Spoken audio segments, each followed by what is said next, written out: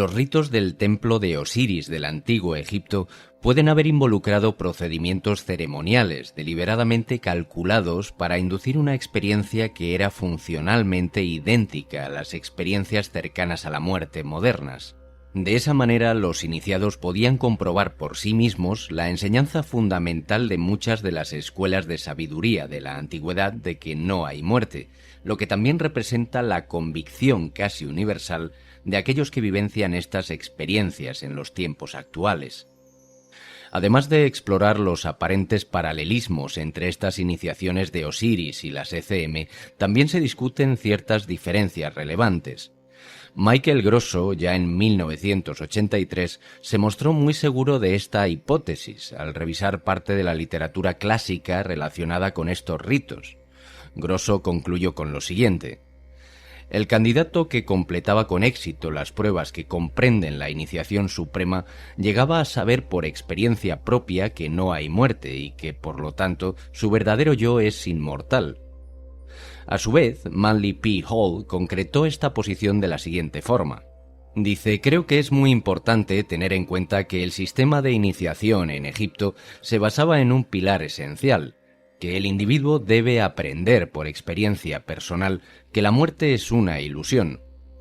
Los antiguos desarrollaron una ciencia por medio de la cual podían comunicar el hecho, la situación y la circunstancia de la muerte directamente a otra persona. En otras palabras, los iniciados de los misterios de Egipto eran personas que habían vivido, muerto y renacido en este mundo. La comprensión de Brunton de lo que él llamó el drama misterioso del rito más íntimo de Osiris se basó no solo en sus extensos viajes por Egipto y su conocimiento de la literatura clásica sobre este tema, sino también en su propia experiencia. Una de las noches, mientras estaba solo en la cámara del rey de la Gran Pirámide, según su propio relato, en un momento se encontró separado de su cuerpo físico. De esta manera, dice que absorbió algunas de las ideas típicas que ahora comúnmente informan los experimentadores cercanos a la muerte de hoy en día. Por lo tanto, la perspectiva de Brunton sobre estos ritos sagrados tiene sus raíces en el conocimiento personal directo, así como en el obtenido por el estudio y la reflexión sobre los artefactos culturales, la discusión con otros adeptos y su incesante estudio. En cualquier caso, la formulación de Brunton comienza en completo acuerdo con Hall. Dice: este rito no era ni más ni menos que un proceso que combinaba fuerzas hipnóticas y espirituales en un intento para separar el alma del candidato de la pesada atadura de su cuerpo carnal durante unas horas y a veces durante días, para que pudiera vivir para siempre con el vívido recuerdo de esta experiencia y comportarse en consecuencia. La supervivencia del alma después de la muerte pudo aceptarla desde entonces, fortalecido en su convicción personal por la evidencia de su conocimiento. Todo el propósito de la iniciación era enseñar al candidato que no hay muerte, y enseñarle esta lección de la manera más clara y práctica posible, es decir, haciéndole experimentar dentro de sí mismo el proceso real de morir y acceder a otra faceta del ser.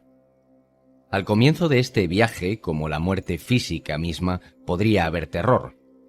Un antiguo testimonio representativo de este aspecto de la experiencia es el siguiente: la mente se ve afectada y agitada en la muerte tal como lo está en la iniciación a los grandes misterios. La primera etapa no es nada sino errores, incertidumbres y tinieblas, y al llegar al borde de la muerte desde la iniciación, todo adquiere un aspecto espantoso. Luego, según avanza la experiencia y el trance de la muerte se afianza, la imaginería se torna paradisíaca y aparece un sentimiento extático. Así continúa el relato. Pero una vez superada esta escena, una luz milagrosa y divina se muestra. Triunfantes, ellos caminan en las regiones de los bienaventurados. Quizás toda la experiencia pueda hacerse más clara si recurrimos por un momento a una de las reconstrucciones novelísticas de este ritual secreto. Shure, en 1971, recreó a través de los registros testimoniales históricos del antiguo Egipto la siguiente experiencia. Al anochecer, el sacerdote de Osiris, portando antorchas, acompañó al nuevo adepto a la cripta inferior. En un rincón había un sarcófago de mármol abierto. «Ningún hombre», dijo el hierofante, escapa a la muerte y toda alma viviente está destinada a la resurrección más allá del cuerpo. El adepto pasa vivo por la tumba para después entrar en la luz de Osiris. Acuéstate, pues, en este ataúd y espera a la luz. El iniciado se tumbó en el sarcófago abierto. El hierofante extendió su mano sobre él en señal de bendición y la procesión de iniciados salió de la cueva en silencio. Una pequeña lámpara colocada en el suelo ilumina parpadeante las 4 esfinges que sostienen las columnas de la cripta. Se oye un coro de voces profundas, bajas y apagadas. Es el canto fúnebre. Está respirando por última vez. La lámpara arroja una última luz y luego se apaga por completo. El adepto está solo en la oscuridad. El frío de la tumba cae sobre él, congelando todos sus miembros. Poco a poco experimenta la dolorosa sensación de la muerte y cae en un letargo. Su vida pasa ante él en sucesivas escenas, como algo irreal, y su consciencia terrenal se vuelve cada vez más vaga y difusa. Pero cuando siente que su cuerpo se desintegra, la parte etérea, el fluido de su ser, se desconecta, entra en éxtasis. ¿Qué es ese punto lejano y brillante que parece imperceptible contra el fondo negro de las sombras? Se acerca, se hace más grande, se convierte en una estrella de 5 puntas cuyos rayos incluyen todos los colores del arco iris y dispara hacia las tinieblas descargas de luz magnética. Ahora hay un sol que lo atrae hacia el brillo de su centro incandescente. Entonces el extático se siente inundado por una brisa cálida y acariciadora.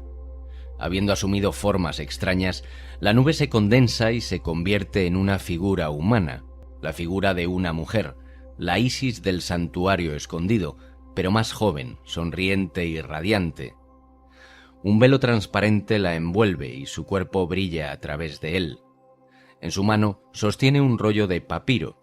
Ella se acerca suavemente, se inclina sobre el iniciado que yace en su tumba y le dice: «Soy tu hermana invisible, soy tu alma divina, y este es el libro de tu vida».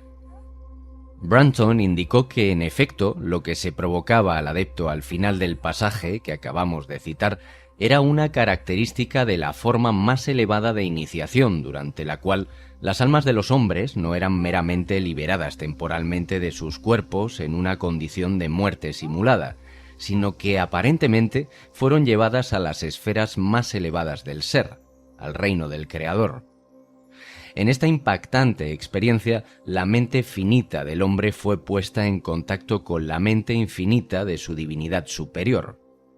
Este fugaz contacto de incomparable éxtasis bastó para cambiar enteramente la actitud ante la vida, descubriendo el inefable rayo de la deidad que era su verdadero ser más íntimo, uno mismo, y del cual el alma-cuerpo que sobrevive a la muerte era simplemente la vestidura intangible.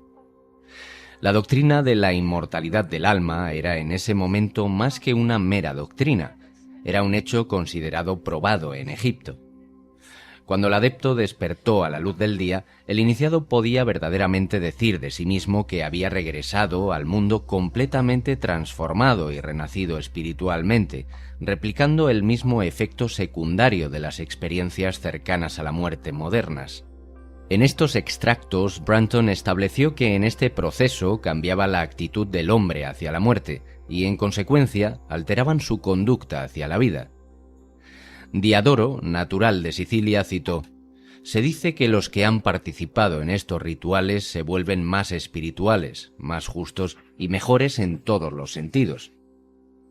En conclusión, si aceptamos la comprensión de Brunton de la naturaleza y el propósito del rito de iniciación de Osiris, vemos que el candidato, al entrar en el reino trascendental a través de la puerta de la muerte, vuelve a la vida imbuido de una espiritualidad iluminada.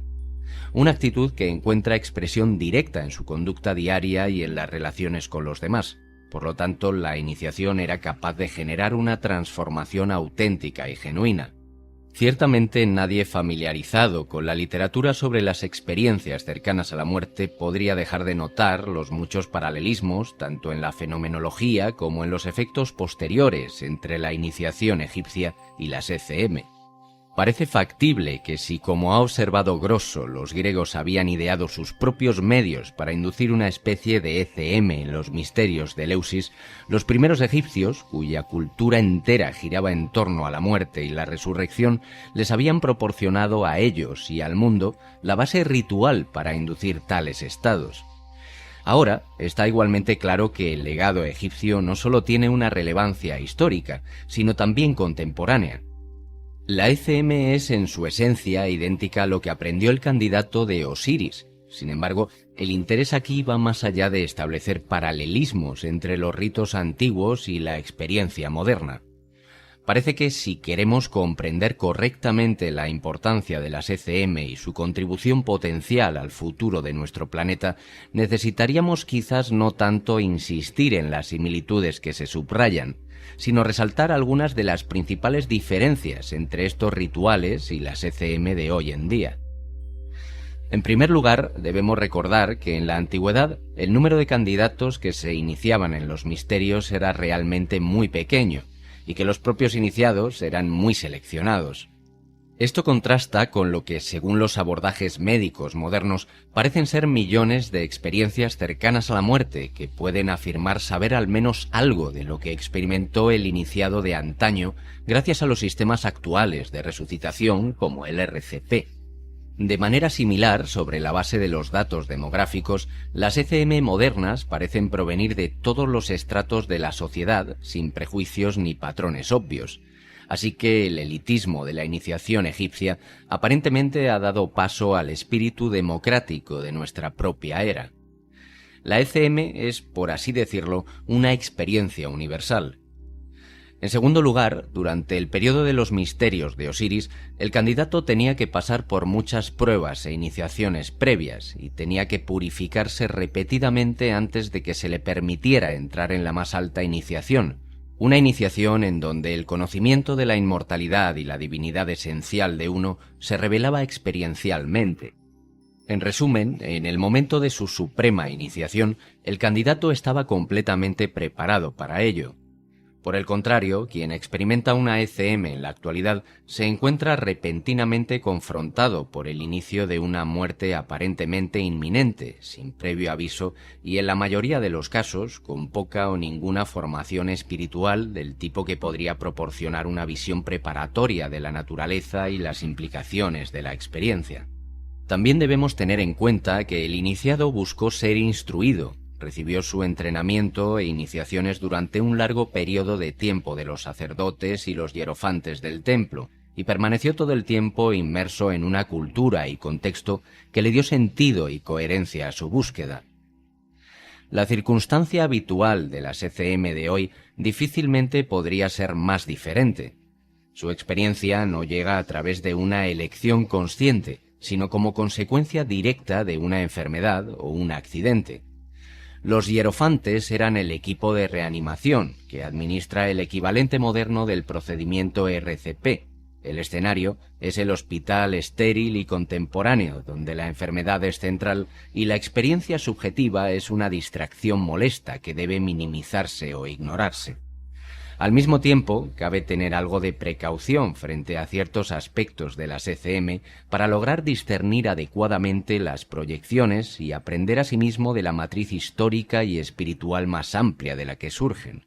De esta manera, se podría contribuir a moldear un contexto cultural más amplio, que necesitaremos si alguna vez queremos realizar a escala global la promesa oculta dentro de las experiencias cercanas a la muerte.